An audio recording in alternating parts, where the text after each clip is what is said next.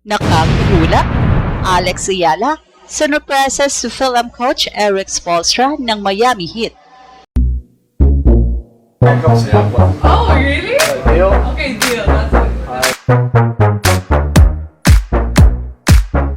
Grabe, pinuntahan mismo ni Alex ang kapwa Pinoy sa kanilang NBA Miami Heat Arena, kung saan nagtagpong muli ang dalawang superstars. Pero bago po yan, kung bago ka lang po dito sa ating channel, naglalambing po, paki-click ng like at subscribe. Pakinggan ang sigaw, ang galing ng Pinoy laging natatanaw. Katulad ni Alex sa laro ay sikat, sa bawat tagumpay mundo'y namumulat. Dahil tayo ang ginulat ang mundo, mga kwentong inspirasyon buo ang puso. Ginulat ang mundo, ginulat ang mundo.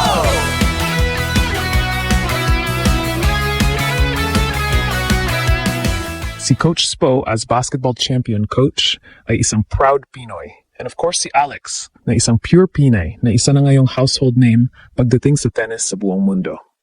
Isipin mo yon. Habang ang ibang players ay naka-lock-in na sa training mode, si Alex ay gumawa ng isang move na hindi lang pang hype, kundi pang legacy. Pumasok siya sa tahanan ng Miami Heat, hinarap ang isang NBA champion coach at nagdala ng energy na parang sinasabi, handa na ako.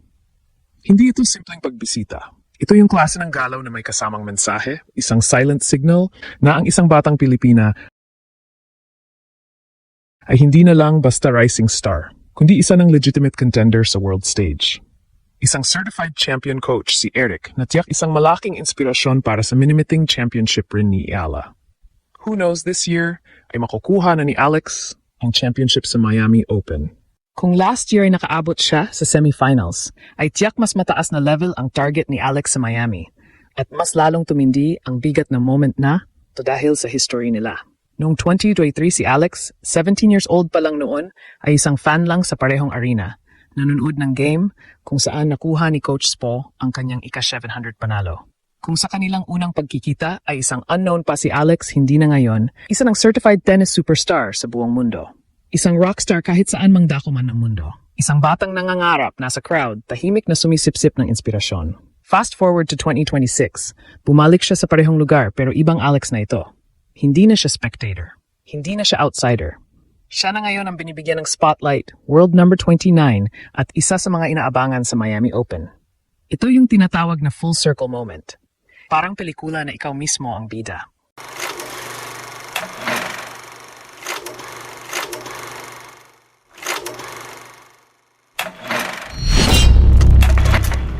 Sa eksenang to, hindi lang basta nagkita ang dalawa, nagtagpo ang dalawang timeline ng Pinoy excellence.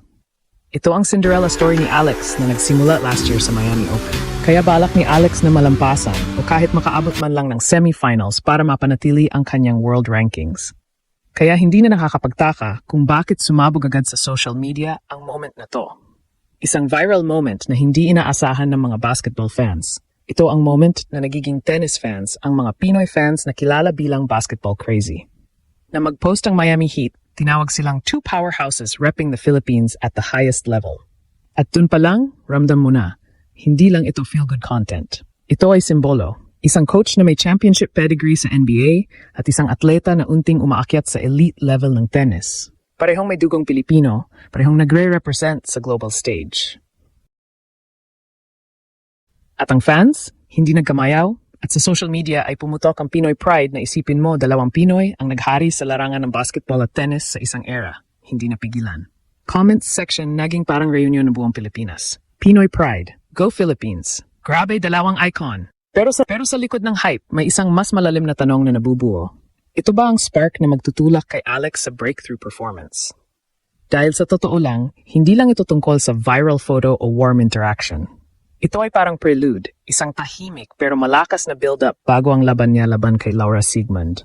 Ito ang perfect way to drum up the most awaited comeback ni Alex sa Miami, na kung saan last year milyon-milyong fans ang kanyang pinaiyak sa tuwa. Parang may narrative na binubuo. Isang batang Pinay na dala ang inspirasyon ng isang NBA champion papasok sa court na may extra fuel sa puso. At dito masusubok kung hanggang saan siya dadalhin ng moment na to. Dahil kapag ang isang atleta pumasok sa laban na hindi lang skill ang dala, The identity, pride at inspirasyon, nagiging ibang klaseng laban yon. Hindi na lang ito tennis match. Naging statement game, nagiging Pinoy pride at ang narrative ay malinaw. Kung kayang mag-champion ni Coach Spo, ay walang dahilan na hindi kaya ni Alex. At kung tutuusin, ito ang pinakadelikadong version ng isang player. Yung may momentum na hindi lang galing sa training, kundi galing sa emosyon. Siguradong maglalaro ng inspired tennis si Alex dahil alam niyang mayroon Erik Spoelstra na nakasuporta sa kanya. And for sure, may mga tips na binigay is Coach Spo kay Alex. Kilala pa naman si Coach Spo na great motivator. Parang apoy na bagong sindi. Kontrolado, pero handang sumabog anumang oras. At kung magtutuloy-tuloy ito, hindi malabong makita natin ang susunod na kabanata. Baka isang araw, hindi lang si Coach Spo ang nanonood, kundi buong mundo na. Dahil sa ganitong klaseng simula, isang bagay ang malinaw. Ito na ang moment. At ang tanong na lang ngayon, handa na ba si Alex tapusin ang kwento? Well, ito ang dalawang kwento ng dalawang Pinoy na pwede nating ipagmalaki at ipagsigawan sa buong mundo na ako ay Pilipino. Sa dami ng hype bago ang Miami Open, walang nakakita na darating to. Hindi si Erik Spoelstra ang pupunta para panoorin si Alexandra Ala, kundi si Alex mismo ang gumawa ng unang move. Isang silent ambush sa loob ng Kaseya Center, walang press conference, walang grand announcement, pero ramdam mo agad, may bigat. Ito ang purong Pinoy na simpleng pagkikita, but it merges both tennis and basketball fans upang panoorin ang first match ni Alex ngayong araw. Parang opening play ng isang championship game, simply sa surface pero loaded sa meaning. At dito pa lang, malinaw na, hindi lang basta papasok si Alex sa tournament na to. May dala siyang narrative. Narrative na ang Pinoy ang world class at hindi magpapatalo. Habang ang ibang players nakafocus sa drills at scouting reports, si Alex gumawa ng detour. Pero hindi distraction, kundi direction. Pumunta siya sa tahanan ng Miami Heat, hindi bilang fan, kundi bilang kapantay sa antas ng representasyon. At dun, nakita ang dalawang mundo, NBA at professional tennis. Pinagdugtong ng iisang bandera. Hindi ito yung tipong nice to meet you lang. Ito yung moment na may unspoken respect. Isang champion coach na tumitingin sa isang rising star at isang rising star na humaharap sa isang blueprint ng greatness.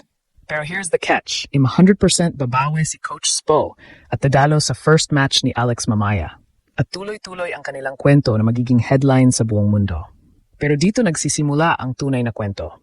Dahil kung titignan mo ng mas malalim, ang galaw na to ni Alex ay hindi random. Ito ay calculated energy shift. Parang sinasabi niya sa sarili niya, bago ako lumaban, ikukuha ko muna ng inspirasyon ang isa sa pinakamataas na abot ng Pilipino sa global sports. At kapag ganito ang mindset ng isang atleta, nag-iiba ang timpla ng laban. Hindi na lang ito tungkol sa rankings o matchups. Nagiging personal. Nagiging misyon. Misyon ni Alex na ipagpatuloy ang nasimula ni Coach Spo, ang pagiging NBA champion. Si Alex naman minimiti niya na magiging 1,000 champion sa Miami Open. At habang nagpo-post sila para sa mga larawan, ngiti, kwentuhan, simpleng moment, hindi nakikita agad ng camera ang tunay na nangyayari. Nagta-transfer ng mindset. Mula sa isang coach na dumaan sa wars ng NBA Finals, papunta sa isang atleta na papasok pa lang sa sarili niyang battlefield. Parang passing of energy. Hindi mo man masukat, pero mararamdaman mo sa susunod na galaw.